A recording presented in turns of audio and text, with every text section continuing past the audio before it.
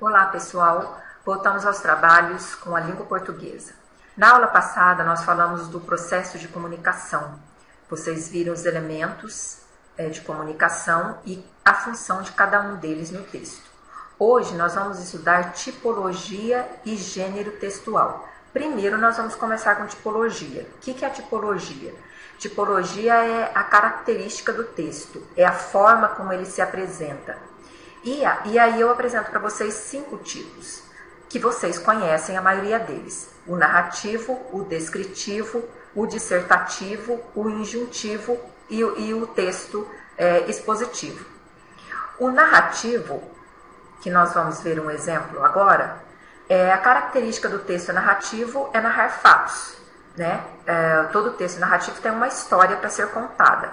E se no caso for uma notícia, que é um texto que prevalece os acontecimentos reais da vida humana, nós teremos ali as pessoas envolvidas nesse fato. Se é um texto ficcional, nós teremos os personagens, que serão os que praticam a ação. Esses fatos, essas ações, seja na notícia ou nos textos ficcionais, acontecem em algum momento, que nós chamamos de tempo, e em algum lugar que nós chamamos de espaço. Vamos ver esses elementos aqui, os fatos, os personagens ou pessoas, o tempo e espaço, num texto.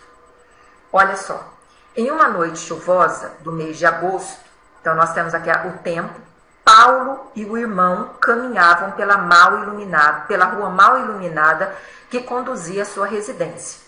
Já vimos aqui 2 personagens. Subitamente foram abordados por um homem estranho.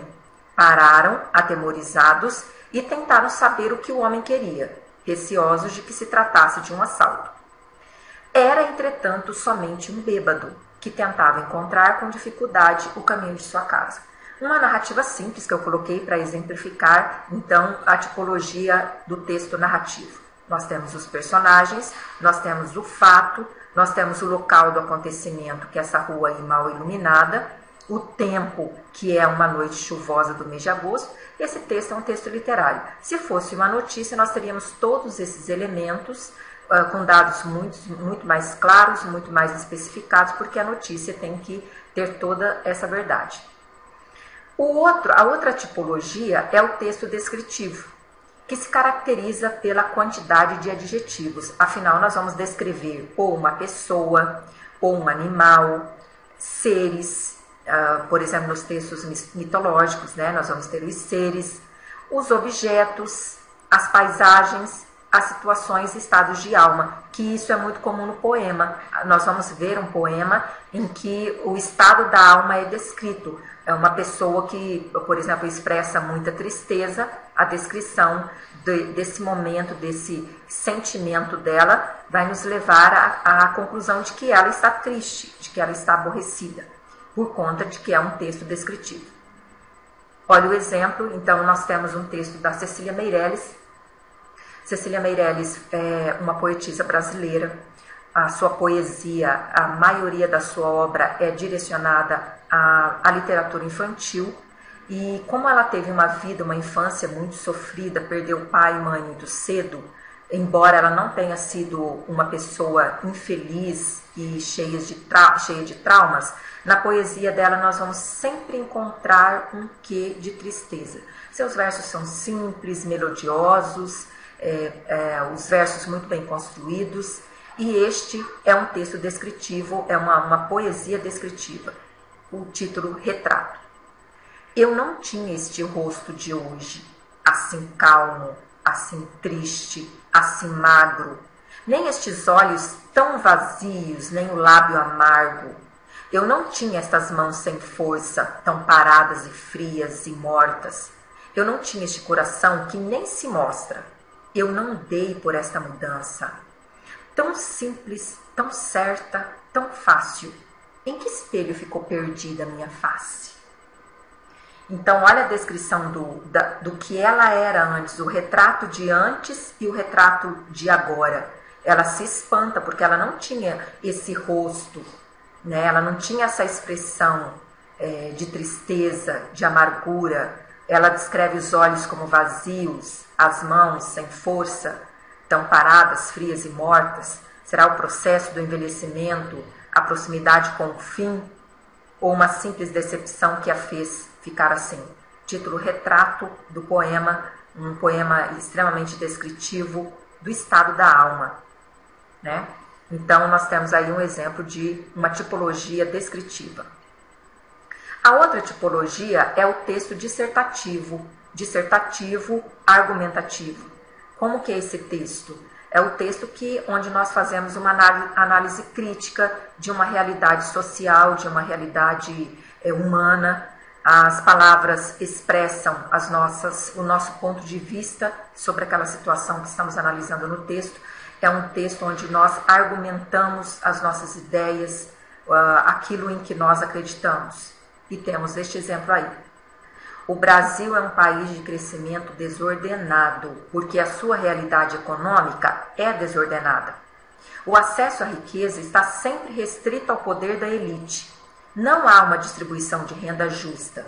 Seu desenvolvimento econômico também não é bem distribuído, porque encontramos em suas regiões uma grande população muito pobre, comandada e oprimida por uma pequena população extremamente rica. Então, esse é o ponto de vista de quem escreveu esse texto dissertativo. Ele dissertou a ideia, a situação do país que vive uma desigualdade social, e dentro dessa dissertação ele expôs o seu ponto de vista, os seus argumentos, o que ele acha da situação. Então, olha o trecho: o acesso à riqueza está sempre restrito ao poder da elite. Não há uma distribuição de renda justa. Esta é uma visão dele expressa nesse texto, que também pode ser a minha visão, a sua pode coincidir. Mas por isso é argumentativo, porque ele expressa uma opinião sobre o fato. O texto injuntivo, esse termo é o que vocês menos conhecem, injuntivo, mas vocês conhecem a tipologia. Quais são esses textos chamados injuntivos? São todos os textos que trazem aconselhamento, que trazem instruções. Os manuais, todos os manuais de instrução, então, se caracterizam como texto injuntivo. As bulas, as receitas médicas, as receitas culinárias, todas elas não passam uma instrução, uma recomendação de como seguir passo a passo a aplicação do remédio ou a elaboração do prato, no caso das receitas culinárias. Então, por isso, injuntivo. E para ilustrar, eu coloquei um texto não verbal. Nós falamos de texto não verbal na aula anterior. Lembram que são os sinais, todo sinal de trânsito, né? O texto se caracteriza por texto não verbal. E nós temos aí esse texto não verbal, que é uma placa de sinalização, dizendo que você pode ir para a direita ou à esquerda, e que, como ele instrui, por isso ele é injuntivo. O texto expositivo é a última tipologia. É todo texto que explica algo, que traz informação sobre algo, que avalia, que reflete. Eu coloquei essa imagem porque o texto que eu trouxe fala sobre gravidez. E é um texto expositivo porque é baseado em pesquisa. A gravidez é o período de crescimento e desenvolvimento do embrião na mulher e envolve várias alterações físicas e psicológicas, desde o crescimento do útero e alterações das mamas a preocupações sobre o futuro da criança que ainda irá nascer. São pensamentos e alterações importantes para o período. Então, um texto que explica a situação de uma mulher grávida, a situação da gravidez, a situação dessa mulher que vai viver esse período à espera do bebê. É um texto explicativo, então ele se caracteriza pela tipologia expositiva.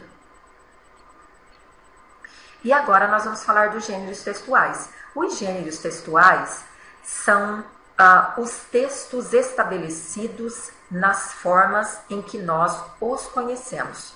Por exemplo, quando eu falo em lenda, se eu falar de textos literários, por exemplo, se eu falar em lenda, vocês sabem o que é. Se eu falar em fábula, a mesma coisa. Vou ler uma fábula para vocês. Vocês sabem a estrutura de uma fábula. Então, a fábula é um gênero, o poema é um gênero, a carta é um gênero. Então, o gênero é a forma do texto em que todos conhecem.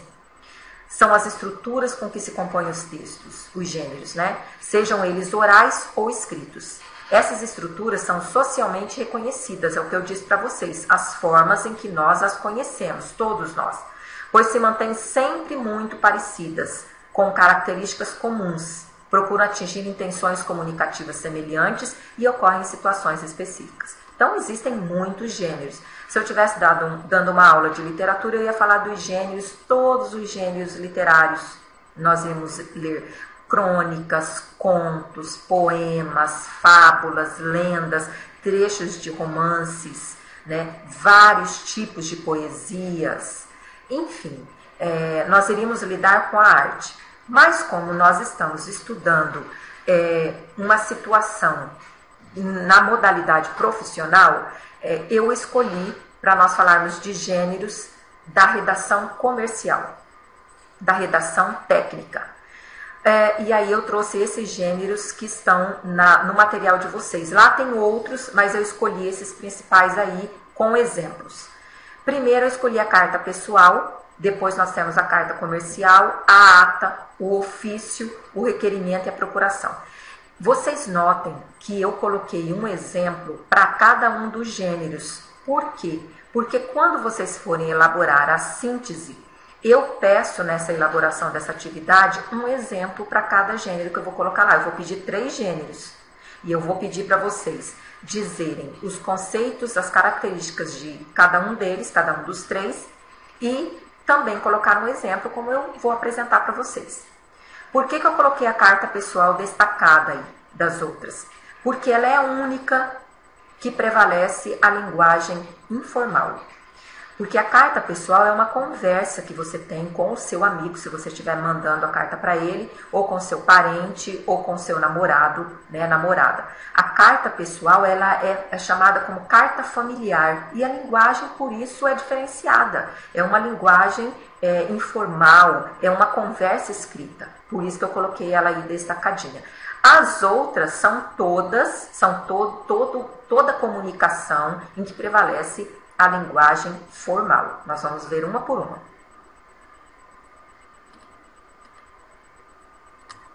A carta, então, nós temos aí um exemplo de carta pessoal. Ela se caracteriza pela linguagem simples, clara, né? É quase uma conversa entre amigos, como eu disse para vocês.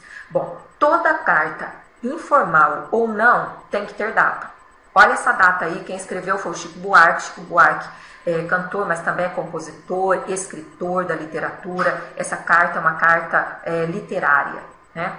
Ele coloca a data do Rio de Janeiro, 12 de abril de 1970, para o amigo dele. Bom, se você fosse escrever a carta aí do seu município, qualquer carta, a carta pessoal ou as outras cartas que eu vou apresentar, obrigatoriamente tem que ter o nome do município em que você está, vírgula e a data, um mês, sempre por extenso, seja a carta informal ou não.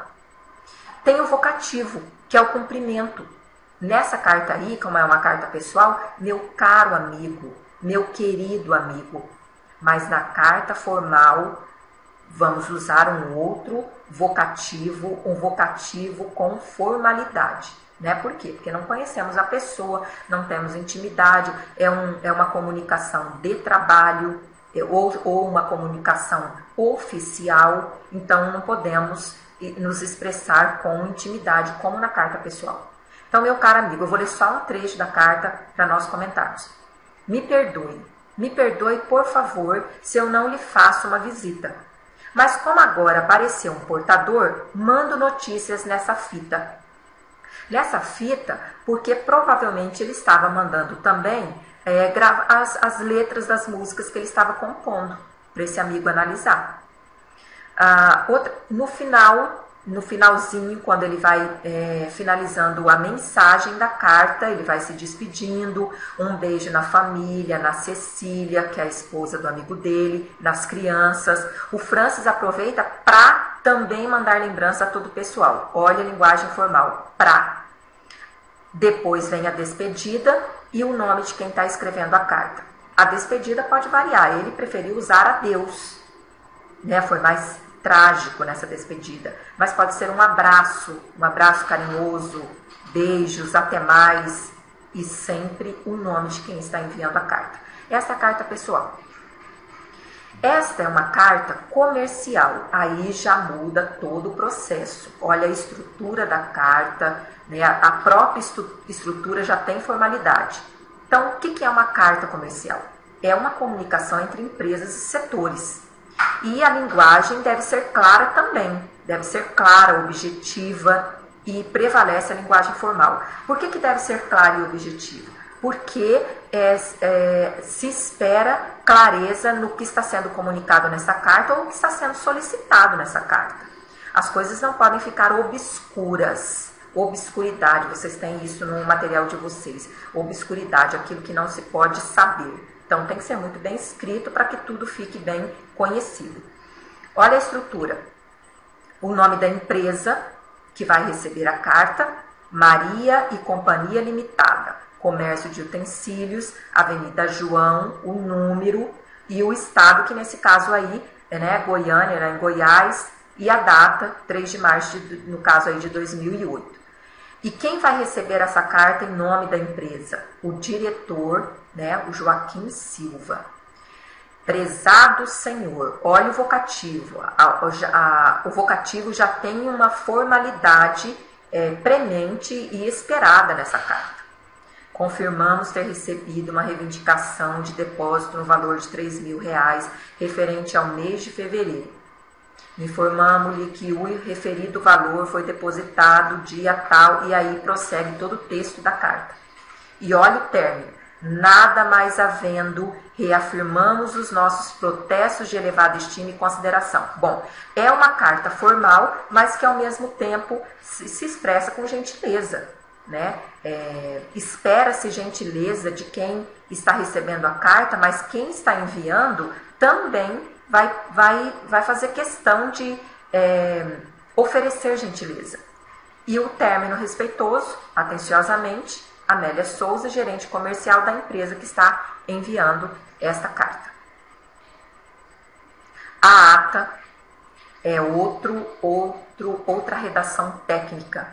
Quando ata, talvez vocês conheçam porque é muito comum no local de trabalho. É um registro escrito do que foi decidido em uma reunião. Geralmente, quem escreve a ata é uma secretária. Mas isso não é regra geral, porque pode ser uma pessoa que tem habilidade para escrever a ata, que não necessariamente é a secretária. Então, olha a definição de ata. A ata é um tipo de texto em que se faz o resumo dos acontecimentos ocorridos e decisões tomadas em uma reunião. A ata tem que ser muito bem escrita, tudo muito bem detalhado em relação ao que foi decidido, porque ela pode servir como documento que comprove a existência da reunião e principalmente do que foi decidido ali e quem esteve presente nas decisões e quem não esteve. Isso numa empresa é muito importante. Ata referente ao primeiro conselho de classe realizado pela escola, e aí coloca-se o nome da escola nesse documento que está sendo iniciado, a escrita dele. Começa-se sempre com a data, a hora, né? Como está aí, aos 23 de março, e isso tudo por extenso, esses números por extenso, obrigatoriamente, aos 23 de março de 2010, às 17 horas e 30 minutos, sob o comando do diretor, tem que ter o nome completo desse diretor, da coordenadora pedagógica, também o nome dela completo, e demais professores, realizou-se o primeiro conselho de classe referente ao primeiro bimestre, tendo por objetivo a análise do rendimento de todos os educandos, usando como instrumento de verificação as avaliações formais, e daí segue tudo que foi decidido na reunião. Então, os nomes de quem está dirigindo a reunião tem que ser o nome por extenso completo, tá? No final, olha a característica do final da ata. Constados e discutidos todos os propósitos, a reunião se encerrou, na qual eu, quem está escrevendo a ata, lavrei a ata, lida e assinada por todos os presentes. Essa é a característica da ata, é um registro do que foi decidido numa reunião. É um documento muito importante em qualquer empresa.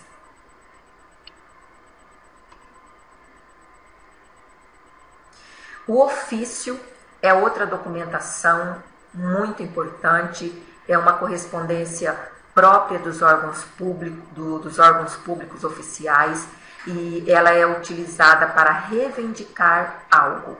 Um órgão que escreve para o outro solicitando alguma coisa.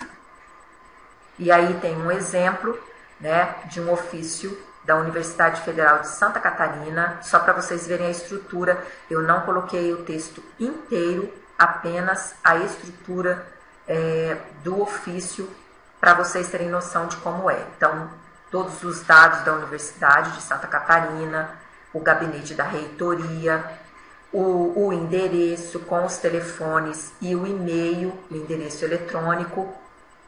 É obrigatório o número do ofício, esse número se dá dentro do ano da ocorrência, no caso aí é 2012, então número 28, e eles estavam em maio.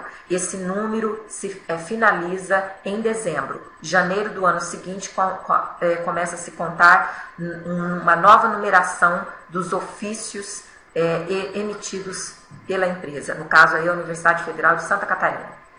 Então, está sendo enviado, olha, o pronome de tratamento, a sua excelência, o senhor, aí tem o nome do destinatário, o cargo dele, o endereço completo, no caso está indo para Brasília, o assunto, demarcação de terras indígenas, senhor deputado, porque o nome dele já foi dito lá em cima, sua excelência, senhor deputado. Os pronomes de tratamento referentes a todo deputado é excelência. A sua excelência, o senhor, o nome dele deveria ir ali completo, e o vocativo sempre, antes do vocativo vem o assunto, tem que ter o assunto. A característica do ofício é esta, o assunto vem logo após o endereçamento e depois vem o vocativo, que é extremamente formal, senhor deputado. E aí vem o texto do ofício. Eu não coloquei todo ele, esse ofício tem 5 parágrafos, finaliza e a assinatura de quem está emitindo o ofício em nome da Universidade de Santa Catarina. Então, nós temos aí um ofício. Requerimento. O requerimento é um documento específico de solicitação, na maioria das vezes aos órgãos públicos. Por meio dele, a pessoa física ou jurídica requer algo a que tem direito por lei, decreto, ato ou decisão. Então, valendo-se daquilo que a lei me garante, eu vou requerer determinada coisa que está me sendo necessária no momento. Geralmente, o requerimento é feito, enviado aos órgãos públicos também. Aí nós temos um exemplo de requerimento que está sendo enviado a uma escola, é uma aluna que está requerendo a sua transferência, o seu documento de transferência. Então, ela faz esse requerimento ao diretor da escola. Olha como fica. Ilustríssimo senhor diretor da Escola Estadual Hércules Maimone. Aí tinha que ter o nome da aluna, vamos supor, Mariana de Freitas, aluna regularmente matriculada no 9º ano do ensino fundamental dessa escola, vem respeitosamente solicitar a Vossa Senhoria a expedição dos documentos necessários à sua transferência para outro estabelecimento de ensino. O texto está sendo escrito provavelmente pela aluna ou pela responsável dela, mas todo ele em terceira pessoa. Nestes termos, pede deferimento é uma característica do requerimento que atualmente não está sendo mais usado, mas ainda faz parte, muitas empresas ainda usam, muitas pessoas ainda usam este termo, nestes termos, pede deferimento, característica do requerimento. A data vem sempre no final, o nome do município, o mês por extenso e a assinatura de quem está requerendo o que está escrito no texto. Este é um requerimento. A procuração. Procuração todo mundo já ouviu falar, hoje até usou uma procuração. Já foi procurador ou pediu para que alguém o representasse numa procuração. Então, o que é? É um documento em que o autor transfere legalmente para outra pessoa poderes pessoais para executar ações cíveis em seu nome. A procuração é isso, eu transfiro o poder para outra pessoa me representar. Ou porque eu não posso estar naquele local, naquele momento, estou impedida por alguma razão. Então, eu redijo esse documento, assino, reconheço tudo em cartório e ela pode me representar. Eu dou plenos poderes para ela me representar naquela situação que eu estou precisando. Então, tem um texto aí muito simples. Eu, Eloá Oliveira, essa é a característica da procuração, tem que ter o nome completo, a característica da pessoa como cidadão. Então, brasileira, natural de Marilândia, casada, residente, tem todo o endereço, os números dos documentos de RG e CPF, nomeio meu procurador, o senhor João da Silva, e também todas as características do João da Silva como cidadão. Então, se ele é brasileiro, onde ele mora, os seus documentos, os seus números de documentos que atestam que o João da Silva existe. Nomeio para fins de efetivar matrícula junto à Universidade Federal de Minas Gerais, podendo em meu nome fazer a inscrição no curso de pedagogia, para o qual fui selecionada. Enfim, aí tem o nome, tem a data também com o nome do município, o mês escrito por extenso e a assinatura da Eloá. Tem que ter o nome dela por extenso no final e a rubrica, se for o caso. Ela tem que assinar ou o nome por extenso ou a rubrica. Essa é uma procuração que, reconhecida em cartório, se torna legítima. A característica é essa. E para finalizar a nossa aula, nós vamos ver agora os recursos linguísticos que fazem com que esses textos todos que eu li para vocês tenham coerência e coesão. Vocês já ouviram falar de coerência e coesão? Coerência é possível que vocês já tenham ouvido falar, né? Por exemplo, fulano não foi coerente com as suas ideias na reunião passada. Quer dizer, houve contradição. Então, se houve contradição, ele não foi coerente. Então, o que é coerência? O que é coerência? É a ausência da não contradição. É a relação lógica entre as ideias, pois elas devem se complementar, elas devem se dar, elas devem combinar no texto. A coerência é a base de sentido de qualquer texto. Então, é o resultado da não contradição. Eu coloquei uns exemplos para nós analisarmos do que não é coerente. É mais fácil nós analisarmos isso nos textos para vocês perceberem, para nós chegarmos à conclusão que um texto bem escrito é aquele que tem coerência nas ideias. Já pensou um desses textos que eu li para vocês, um ofício, um requerimento, uma procuração, não ser coerente porque ele está mal redigido? Não vai dar certo. São comunicações que circulam pela sociedade e elas precisam dizer claramente o que queremos. Porque senão o que queremos nunca vai se concretizar. Olha os exemplos. As frases estão morrendo, as crianças estão morrendo devido à riqueza no país. Eu destaquei o trecho que vai entrar em contradição na parte seguinte da frase. Olha só, crianças morrerem por excesso de riqueza? Não é o contrário? Então, aqui não tem coerência, é um texto incoerente e não tem sentido. A ideia entre criança morrer e riqueza no país não combina, está contraditório. Olha outra frase. No verão passado, quando estivemos em Fortaleza, não pudemos aproveitar a praia, pois o frio era tanto que chegou a nevar. Ora, se era verão, como é que houve neve? Então, esse texto, essa redação nessa frase não tem coerência. Está incoerente. Estão derrubando muitas árvores e por isso a floresta consegue sobreviver. Ora, ela consegue sobreviver por isso ou pela preservação dessa floresta? Derrubar árvores não é preservar. Então, muita incoerência nesse texto também. E por último, todo mundo viu o mico-leão, mas eu não ouvi o sabiá cantar. Poderia ser até poético essa frase se não fosse incoerente, não é? Se estamos falando do mico-leão, como é que ele fala de um outro animal, de um outro ser, sobre o som que esse ser expressa? Uma frase incoerente. E então nós vamos falar da coesão. Coesão é a conexão, é a ligação, é a harmonia entre uma frase e outra. entre os elementos do texto, se esses elementos forem ligados, tiverem harmonia, existe a coesão. Olha um exemplo. Os sem terra fizeram protesto em Brasília contra a política agrária do país, porque consideram injusta a atual distribuição de terras. Porém, o ministro da Agricultura considerou a manifestação um ato de rebeldia, uma vez que o projeto de reforma agrária pretende assentar milhares de sem terra. Olha só. O que nós temos de coesão aí? Coesão na ligação. Então eu tenho a primeira frase. Os sem terra fizeram protesto em Brasília contra a política agrária do país. Por que eles fizeram isso?